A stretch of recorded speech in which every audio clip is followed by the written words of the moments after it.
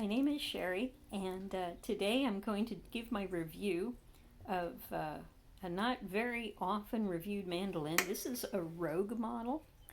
This is Musician's Friend generic brand.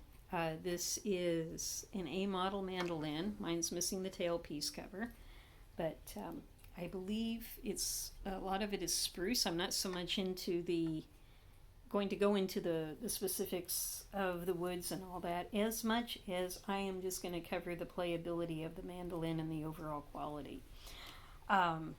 Many years ago, I knew a young woman and she was getting into mandolin, and I had been playing mandolin a long time by this time. And she got a Rogue, and she lived out of state. And she was writing to me about how nice it was and how good it sounded and and she'd had it set up, and I didn't realize at the time I was a mandolin snob. I had some I still do some very decent mandolins, and I really, I didn't argue with her, but inside I was like, yeah, sure, thinking you don't know mandolins, lady. Well, I was very wrong, and I shouldn't have judged her like that.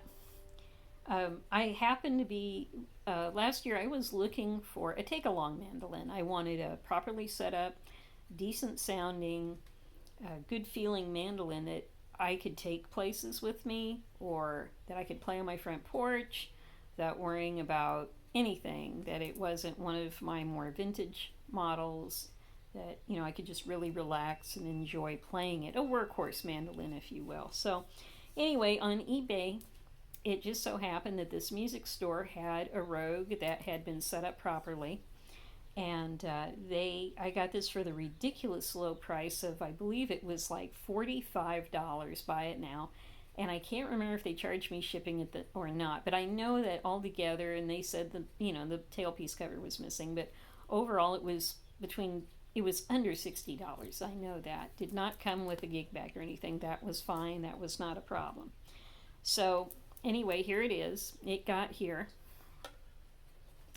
And I gotta say, for any of you doubting, this thing has wonderful tone, a very decent tone. Now, one other reviewer said that it did not have as much ring.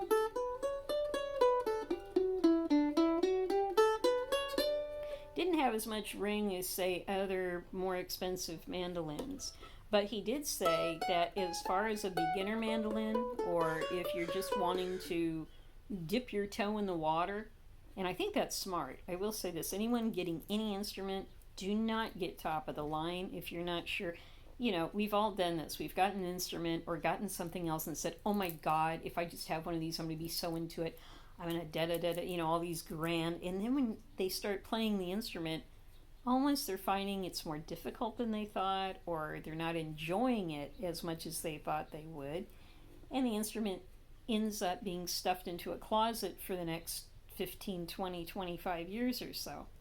So that's why I always tell people, do not buy the most expensive, start basic, start with a student model, and used preferably. Now I will say with mandolins, and fiddles, always make sure they've been set up properly. If you're looking on eBay or something like that, always write the seller and say, has this instrument been properly set up?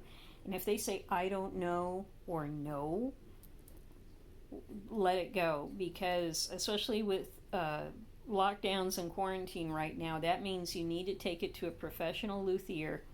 And what I mean by set up is that they have to sand this bridge. I don't know why mandolins just don't arrive at the music store properly set up. That's always a mystery to me.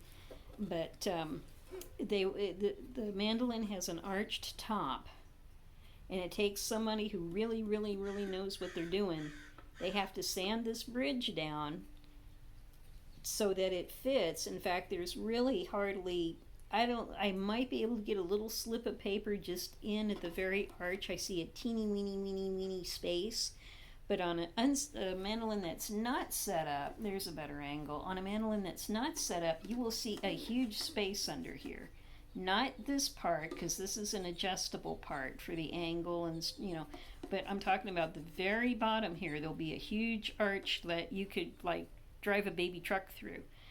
And that means it hasn't been set up yet. And that can be an additional, geez, I don't know what the rate is now, and I'm taping this in January of 2021. I know when I had my Kentucky mandolin set up several years ago, it was like $60 to $80. Not saying that it wasn't worth it, it was. But it sure blew the hell of what I thought. I got a bargain, just as far as buying. I knew nothing about mandolins then. And it also has to do with your string height. See how close the strings are to the fingerboard? They don't buzz, but that's what you want. You want good low action. You want it intonated, because not only do they sand the bridge down, they put it at a very specific point so that your open note and the 12th fret are pretty much in tune, if not totally in tune with each other, extremely, extremely close. Sometimes this can get more difficult with your thicker strings. So like I say, if they say they don't, if a eBay seller goes, I don't know if it's been set up, or no, it hasn't been set up, walk on by it. Ideally, you want a mandolin that's already been set up and ready to go, that it's been, and sometimes they do need a truss rod adjustment. Sad story I'll tell you is I got my first mandolin in '03, and it was a Kentucky, and I bought it off of eBay, and I noticed it had a little fret buzz, and some of it just wasn't quite right. And I wrote the seller, and I go, what's wrong with this? And why is it doing this? And he's like, oh, must be the weather, because it did. It came from, I don't even remember where it came from. It was the Midwest or somewhere. And he goes, give it a few days to acclimate to the new climate, and it'll be fine. Well, it wasn't fine. I never pursued it with the seller. And so on and off again. There were times of the year I could play the mandolin, and it sounded okay. It behaved. And then there was other times of the year that it didn't. And I would put it down. I would go back to my guitar or banjo, whatever. So in '08, my dad was finally like, we need to just take that mandolin to a shop and see what's going on with it. So we did. They're out of business now, but there was a music store in Long Beach, a folk music store. I don't recall the name of it. But I took the mandolin there, and it took the guy a couple of weeks, but it wound up, it needed a truss rod adjustment as well as a setting all over setup. And that's why it would act up at different times of the year. Now it plays like a charm, and it's an excellent mandolin. And the reason I'm going into this lengthy story is to let you know why you need to get a mandolin that's properly set up. If you don't know, if you're not a trained luthier, do not mess with it yourself. Just leave it alone. The necks on these are a little chunkier than normal, which may be a good thing or a bad thing, but still, overall,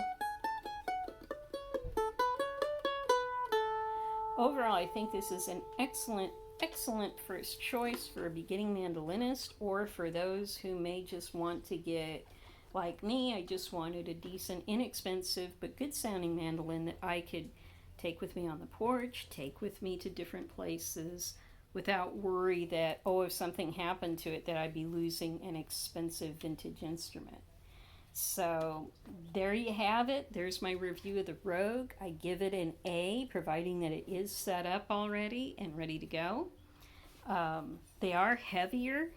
They are a little heavier than your usual mandolin, but that's okay. This one's built like the USS Constitution. But it's an perfect choice for all ages. And the machine heads also, I don't know, that's open gear machine heads. They work fine. There's no slippage. There's no play in them. They work absolutely fine. So that's my review. I also teach beginning bluegrass and old-time mandolin on Zoom. So if you would like to take lessons, live lessons from me on Zoom, contact me. I'll put my contact information below this video in the comments section. And you can contact me, because I've taken up I'm trying to give people something to do during this lockdown and quarantine time. So with that, I'll say adios and hope to hear from you soon.